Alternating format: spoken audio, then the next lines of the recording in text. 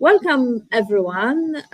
Thank you for joining us in another one of our series of webinars. This is actually the third one in the series. We are striving to have a webinar every month dedicated to a valid issue from the field where PnrGo specializes.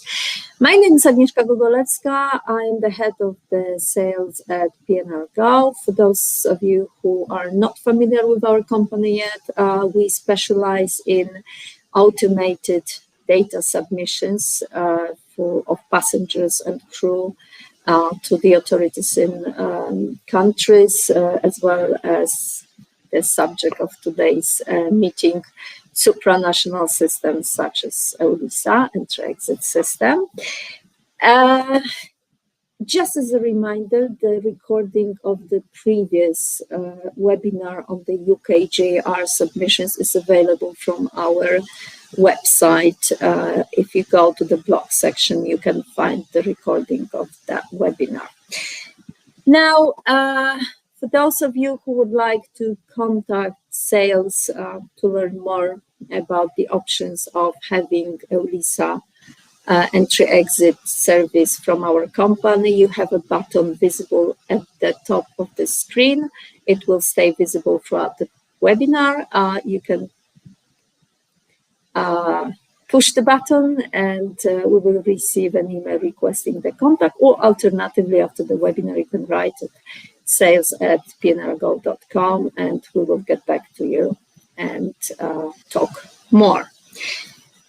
Now, today's webinar will be dedicated to the upcoming entry-exit system. And if you look at this agenda, you will see that generally it consists of two general parts. The first one is general on what the new system from EULISA is, who's eligible, who's not, and what are the methods of submission available from the system. The second part will be more focused on what PnrGo can offer you in terms of EES, or generally EULISA service. The webinar will be carried out by Małgorzata Woźniak. She's visible on the other screen next to me. She's our Enrollment and Certification Officers and the person we dedicated to carrying out those webinars, also because she has been following EULISA developments from the very beginning and is the most knowledgeable person in our company on that subject. At the end of the webinar, there will be again question and answer sessions. Since you are all muted, we would ask you to, during the webinar, put your questions in the chat section. Just please make sure that each question carries a question mark at the end of the question. It will then be automatically transferred to the question sections and displayed on the screen at the end during the question and answer sessions. Also, this webinar is being recorded and the recording will later be made available to all of you through our, probably through our website. So without further ado, I will give you Małgosia. Thank you very much. Thank you, Agnieszka. Hello, everyone. I'm really glad so many of you could have joined us today. Just at the beginning, quick update from yesterday's working group carried by EULISA. The date of 10th of November was confirmed. So this is the date that EES system will start. If you don't know, the 10th of November is a Sunday, unfortunately. So we will try, if EULISA will allow it, to actually launch it a bit earlier. So on 7th or 8th of November. So first of all, for a few days without any penalties, you can actually see how the system works. Plus, of course, we do not want to launch a completely new system on Sunday when not everyone is working. So without further ado, let's go to the presentation. So of course, let's start with what entry-exit system really is. So this is an automated system, IT system, that will check non-EU passengers traveling to member states for a short time. Here, of course, you can see the list of the member states, and later on I will be calling them member states. So basically, those are EU countries plus Schengen, with just small exception of Ireland and Cyprus. So what does it mean for the passengers first? When they arrive to member state, their biometric data will be gathered and input into the system. Then when they're leaving, they will always also be marked to check if they did not extend their stay. Also, the manual stamping of passports on the border crossing will no longer apply. So now we know that the EES is about people for a short stay. So just to clarify it a bit, now let's see what's outside of scope of EES. So I think this will clarify a bit everything. So first of all, of course, EU nationals. So all of them are out of scope. For that, we also have nationals on Andorra, Monaco, San Marino, and Vatican City. Later on, for all of them, I will be referring to the as EU nationals, so it will be a bit easier. Then, if a person has a long-stay visa or a resident card permitting them for a long stay into member states, they are also outside of scope. Then, of course, diplomatic passport and laissez-passer holders also do not need to be in the EES. Now, okay, we know what EES is. So what is actually the meaning of it, impact of it on carriers? So at this stage, with only EES operational, carriers need to vet or check passengers who are crossing the border. So only the flights that are arriving from a third country to the member state, and on board there is a passenger who has a single or double entry visa, only those need to be vetted against EULISA. Now, the vetting has to happen between 48 hours before departure and departure. So theoretically, you can vet the passengers 10 minutes before departure, but of course, that is not advisable. To vet the passenger correctly, you need to submit the, let's say, classical API data to EULISA. So, of course, name, gender, date of birth, and passport data.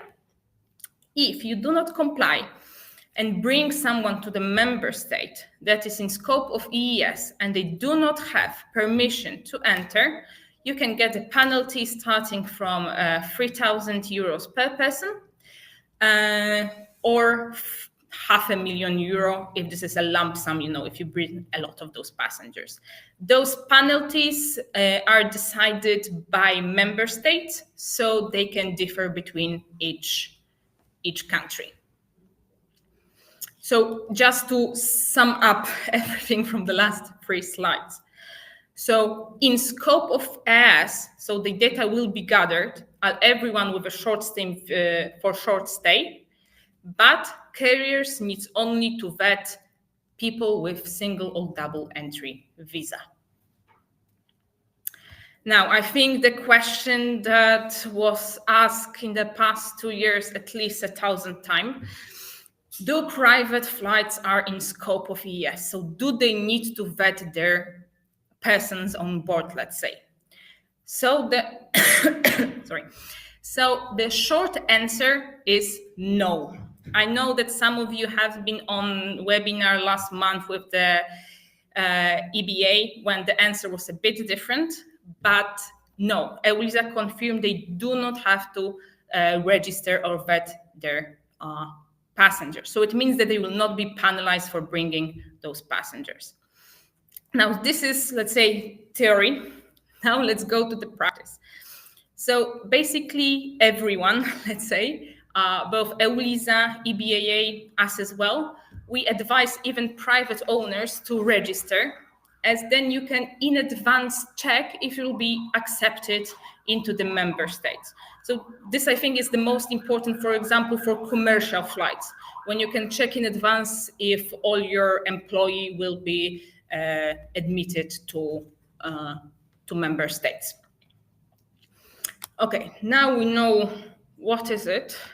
Now let's go how we can actually check the status of the passengers. So in total, there are 3 ways of checking, vetting the passengers. The manual or semi-manual one, so web portal and mobile application. And then the system to system. So if you have a data provider like PnrGo, you can have it fully automated. So just a few more words about web portal and mobile app. There you have in total 3 ways of submitting the data. So first one is the fully manual. So you just manually input all the data, the flight data, let's say number, times, and so on, and passenger data into the web portal or mobile app. Then you have an option to upload them using Excel. Or the last one is to scan the passport so the machine readable zone is read by the system. Of course, if you have a data provider, the whole process is fully automated, so there's no additional action on your side. Quick sum up of the registration. I know that most of you are probably registered, but I know there's still some questions regarding that. So let me quickly go through what you need to do to be fully registered with EULISA. So, of course, you need to start with Form 01. When you first of all give data of your company, provide your SPOC, declare your SPOC. This is a single point of contact. So this will be the person that will be responsible for all the contacts with EULISA. With the same step, let's say, you can submit Form 07. So this is sort of, I call it an NDA. It needs to be signed by 3 people, the SPOC, backup SPOC, and legal representative. You declare all those people in Form 01. Then, depending on which method of submission you choose in F01, if you chose only web portal or mobile application, that's it in terms of forms. After that, you will be given access to test web portal and test application. When you have to train your team and then confirm to EULISA that your team was trained, and only after that you will receive credential to production. If you have chosen system to system, then you need to declare your data provider using Form 03. This is a short form just giving details of your data provider. Each carrier can have more than one data provider. So, for example, if you are using DCSs, of course, you can declare more than one. You just need to provide Form 03 for each one of them. Then the last step, if your system, the data provider you've chosen, has already passed the certification process, you just need to confirm to EULISA that you don't want additional tests on your own. Just a comment from our side, even if you choose system to system, we also suggest to choose another one as a backup solution.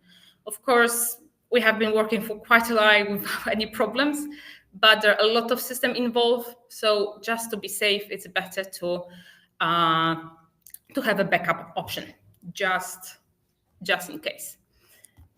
Just to let you know, also this is a huge success for us, but by this point, the PnrGo customers consist of 20%, 25% almost of all the carriers that have declared system-to-system connection. So we are really proud of ourselves, let's say, for this quite a big success.